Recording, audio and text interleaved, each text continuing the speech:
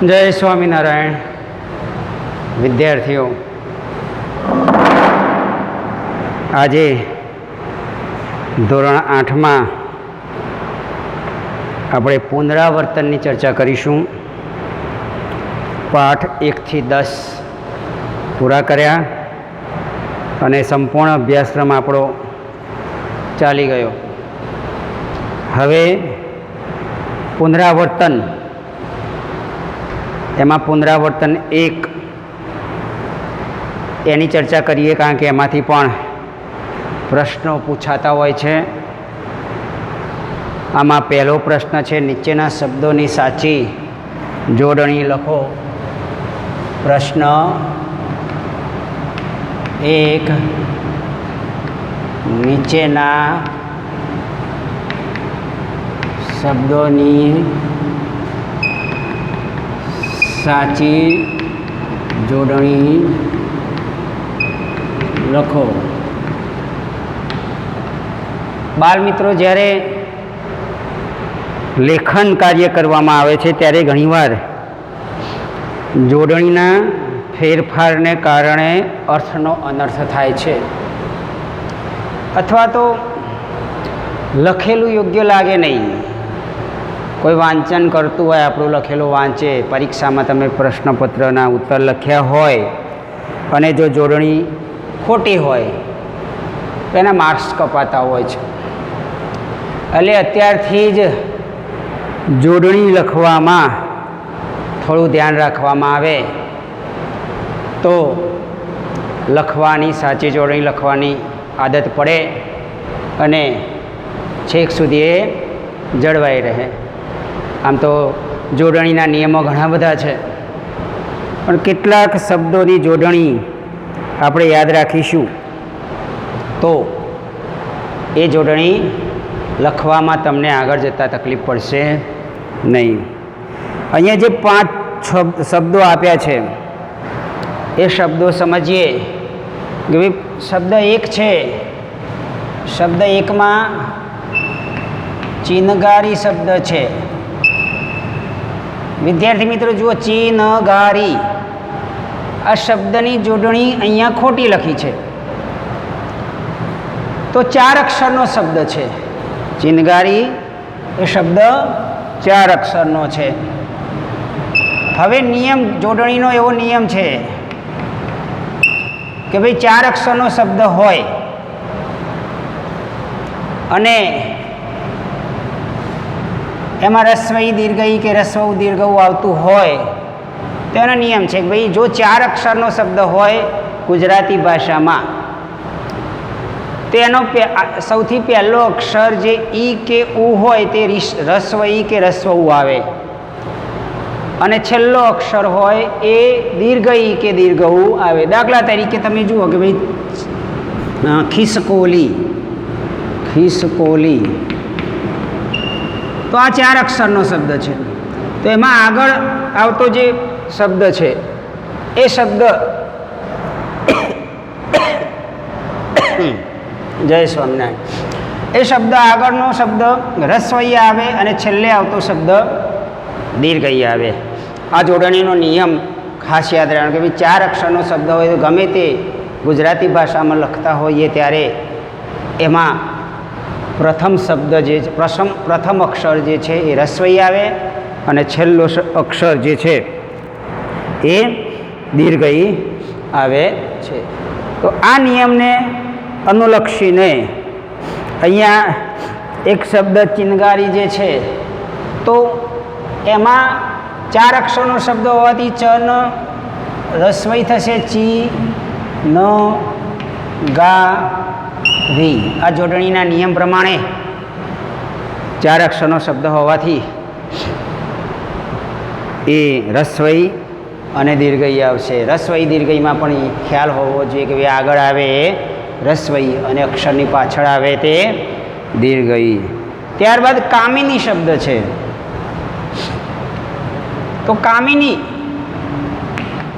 એનો પણ એક નિયમ છે કે ઈની અક્ષર ઈની આવતું હોય, બંને ઈની જોડે આવતા હોય તો પહેલાંનો ઈ એ રસ્વઈ અને બીજાનો ઈ દીર્ઘઈ. જેમ કે વિદ્યાર્થી શબ્દ છે, છેલ્લે આ વિદ્યાર્થી એ દીર્ઘઈ છે, પણ વિદ્યાર્થીની કરો તો રસ્વઈથી રસ્વઈ થઈ જાય, કારણ કે અહીં ઈ અને ની એ જોડે છે, એટલે વિદ્યાર્થીની.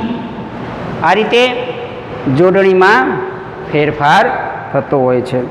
3 અક્ષરનો શબ્દ છે કામિની જે છે, તો કામિનીમાં કામિની આ રીતે લખાય. પછી એક શબ્દ આપ્યો છે વિષવાનલ. વિષવાનલ આ મૂળ સંસ્કૃત શબ્દ છે, એટલે એનો વી રસ્વઈ સ્વા નલ આ રીતે શ જે છે એ આની જોડે જોડાઈ જાય છે અને વી રસ્વઈ થઈ જશે અને વિશ્વાનલ એવો એનો ઉચ્ચાર થશે. પછી સિસોટી શબ્દ છે, તો સિસોટી જે શબ્દ છે એની અંદર જોઈએ તો તમારે ખોટો શબ્દ આ રીતે લખ્યો છે, પણ એમાં ફેરફાર થાય. સાચો જોડીનો શબ્દ લખો તો સિસોટી. સિસોટી 3 અક્ષરનું પદ હોય તો વચ્ચે આવતું પદ જો ગુરુ હોય તો આગળનું લઘુ થાય, એટલે આગળનો રસ્વઈ અને છેલ્લો અક્ષર એ દીર્ઘઈ, વચ્ચે ગુરુ અક્ષર છે. તો આ રીતે શબ્દની જોડણી સિસોટી શબ્દ થાય. પછી સાહિત્ય રસિક મૂળ સંસ્કૃત શબ્દ છે, અહીંયા ખોટો લખ્યો છે સાહિત્ય રસિક. તો સાહિત્ય એમાં રસવઈ આવશે અને રસિકમાં ઈક આવતું હોય. ઈક ક્યાંય પણ જેમ કે આ પ્રાથમિક, માધ્યમિક, વૈદિક આ જે શબ્દો છે એમાં ઈક આવે. ઈક તો એ ઈક રસવઈ થાય એટલે સાહિત્ય રસિક. એ નિયમ પ્રમાણે અહીંયા આ રસવઈ બની જતું હોય છે. આવા અનેક નિયમો છે. તમારે આ 5 શબ્દો ખૂબ જ અગત્યના છે, પરીક્ષામાં પૂછાય, એટલે એ પ્રશ્નોના જવાબ તમારે સાચી જોડણી આ રીતે લખી અને યાદ રાખવાની. પછી પ્રશ્ન 2 છે કે ભાઈ નીચેના વાક્યો વાંચો, એની નીચે વિશેષણ. પ્રશ્ન 2 છે નીચેના વાક્યો વાંચીને વિશેષણની નીચે વિશેષણની નીચે લીટી દોરો. લીટી દોરો, બરાબર. એ વિશેષણનો ઉપયોગ કરી નવું વાક્ય બનાવો. એ વિશેષણનો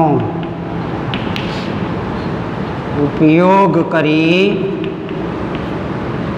નવું વાક્ય બનાવો. બરાબર. આ પ્રશ્ન લખવામાં આળસ નહીં રાખવાની. પ્રશ્નો ઘણા વિદ્યાર્થી શું કરે, પ્રશ્નો લખતા નથી, પ્રશ્ન 2 કરીને ડાયરેક્ટ જવાબ લખવાનું શરૂ કરે છે, પણ એ પદ્ધતિ ખોટી છે. આપણે પ્રશ્ન લખીશું તો યોગ્યતા જળવાશે. અહીં પ્રશ્ન લખ્યો છે એટલે હવે એના જવાબ હું ઉપર લખીશ, તમારે ધ્યાનથી જોવાના. પેલું વાક્ય છે કે ભાઈ તૂટેલા ઝૂંપડામાં એનો સામાન સચવાઈ રહેતો. તૂટેલા ઝૂંપડામાં એનો સામાન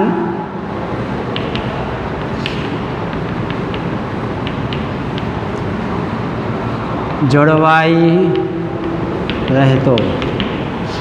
તો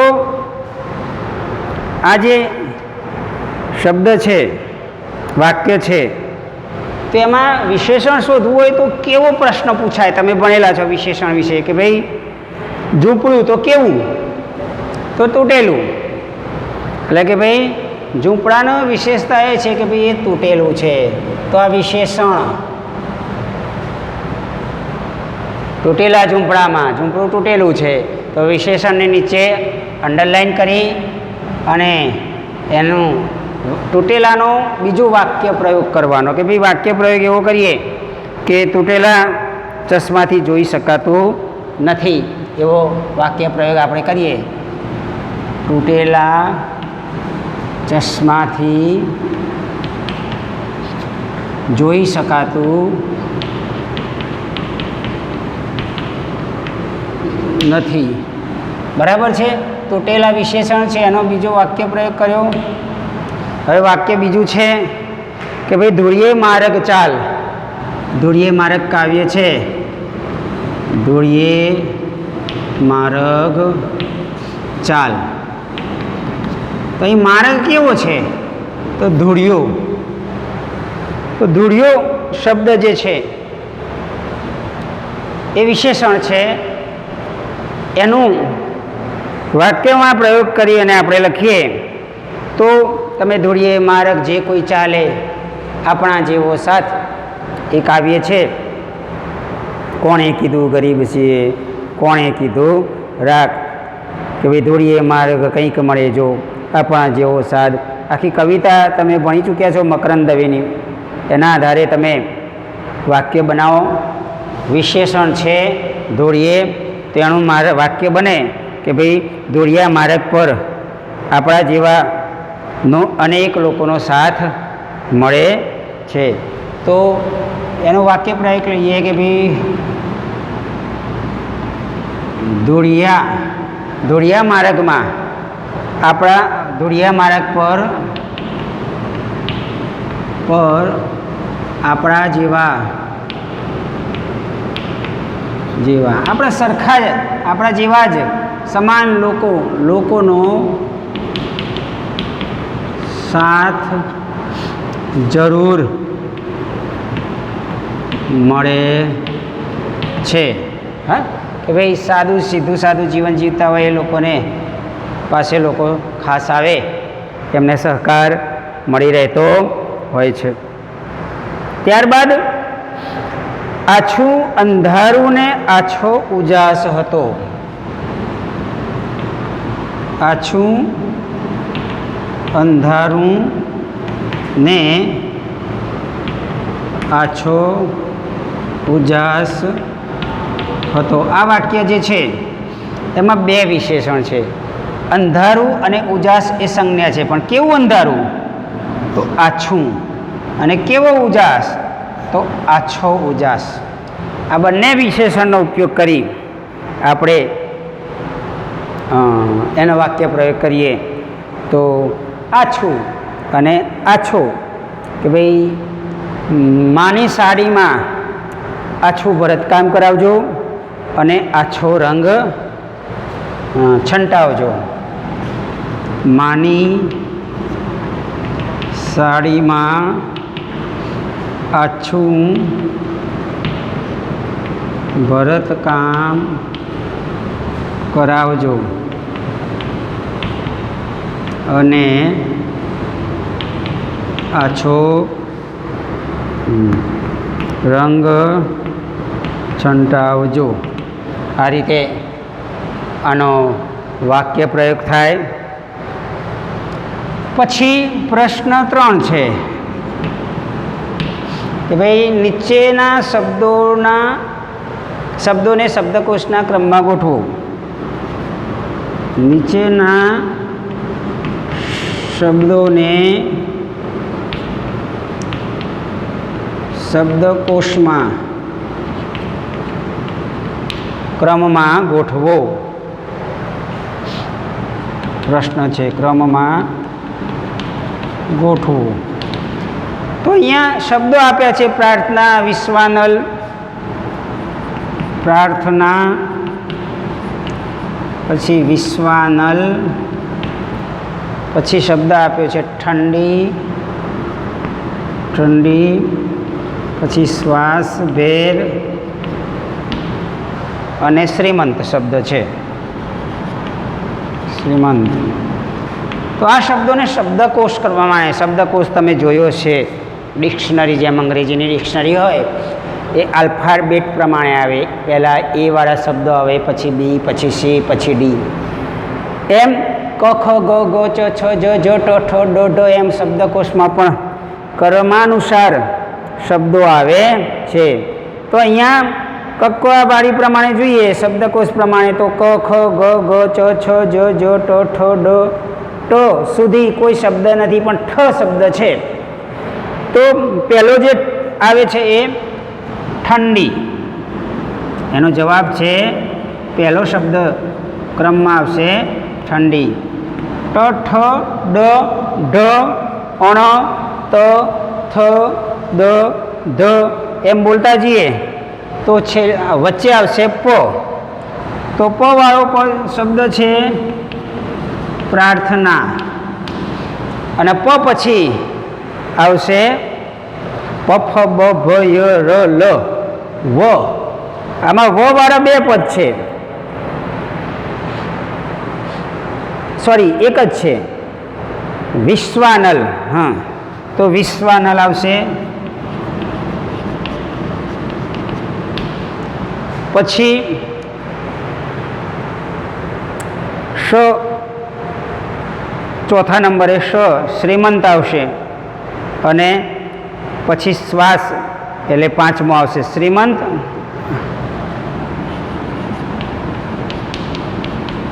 અને શ્વાસ, ભેર. આ રીતે શબ્દનો ક્રમ આવશે. એટલે તમારે પરીક્ષામાં શબ્દક્રમ પ્રમાણે ગોઠવો એવું જ્યારે પ્રશ્ન આવે ક્રમમાં ગોઠવવાના, ત્યારે તમે આ રીતે ક્રમમાં ગોઠવી શકો છો. અહીં સુધીના આપણે પુનરાવર્તનની ચર્ચા કરી. બાકીનું પુનરાવર્તન આપણે આગળના લેક્ચરમાં લઈશું. આ ફોટો પાડીશું અને એ તમારી નોટમાં એને ઉતારી દેવાનું રહેશે.